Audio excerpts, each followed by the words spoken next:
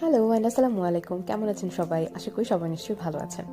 এখানে আমরা অপেক্ষা করছিলাম মেয়ের বাড়ি থেকে আজ আমাদের ভাইয়ের ডালা আসছে, বিয়ের ডালা। আমরা অপেক্ষা করছিলাম সেই জন্য। আর এরই মধ্যে ওরা চলেও আসলো সবাই। আর যেহেতু দুপুর টাইম হয়ে গেল, সো ভাবলাম আগে ওদেরকে একটু লাঞ্চে বসিয়ে দিই, খাওয়া দাওয়াটা শেষ করুক, তারপর জমিয়ে আড্ডা দেওয়া যাবে। আর সবাই আমার বয়সে তো ওরা সবাই ছোট ছোট, বাট সবাই ভালো ভালো প্রফেশনে আছে, কাজ করছে।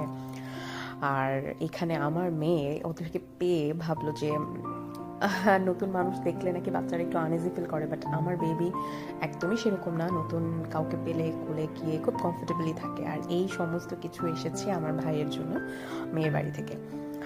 আর তারপরেই যখন ওরা চলে গেল, আমরা চলে আসলাম একটু বাসার কিছু কেনাকাটা করতে। নতুন বউয়ের জন্য অঙ্কুর কিছু ফার্নিচার নিচ্ছিল। যেহেতু রুমে প্রপার ড্রেসিং টেবিলটা ছিল না, জাস্ট একটা মিরর ছিল, তো অঙ্কুর ভাবলো যে একটা প্রপার ড্রেসিং টেবিল নিয়ে নেই স্বর্ণার জন্য। স্বর্ণা আমার ভাইয়ের বউয়ের নাম। আর তাছাড়া ওদের বেড সাইড টেবিল, তো আমরা এগুলো রিগেল ফার্নিচার থেকেই নিয়ে নিয়েছি। কম সময়ের মধ্যে আর কি, যেখান থেকে পাওয়া যায়, আমাদের বাসার কাছেই ছিল রিগেল ফার্নিচারটা। তারপর বাসায় এসে আরও কিছু কাজ ছিল।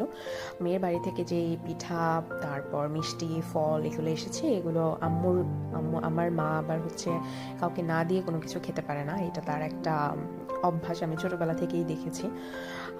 ঘরে যেই যে কিছু নিয়ে আসুস না কেন, পাড়া প্রতিবেশী আত্মীয় স্বজন সবাইকে নিয়ে খাবে। যেহেতু আত্মীয় স্বজন বলতে গেলে ঢাকায় আমাদের কেউই নেই, সবাই বেশ দূরে দূরেই থাকে। আর আত্মীয় স্বজন কেউই আসলে নেই বললেই চলে আমাদের। জাস্ট হচ্ছে আমরাই, আর হচ্ছে প্রতিবেশীরাই আমাদের কাছে এখন আত্মীয়ের থেকে অনেক বেশি বড়।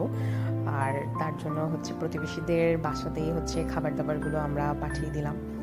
আর এইখানে আমি আবার একটা ছোট্ট ক্লিপ নিয়ে নিচ্ছিলাম যে মেমোরি হিসেবে এটা রেখে দিব।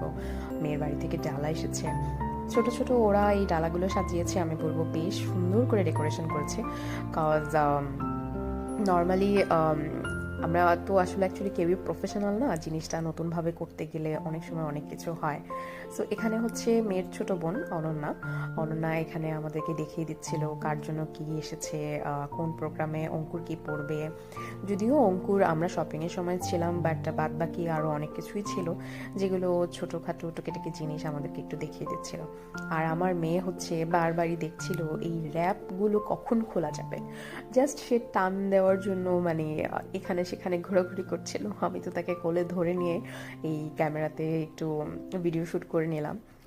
আর সে এখানে বেশ কমফোর্টেবলি ছিল, তার আন্টি আঙ্কেলদের সাথে তার বেশ জমে গিয়েছিল, সে তাদের সাথে আড্ডা দিচ্ছিল। আর এটা হচ্ছে আমার নতুন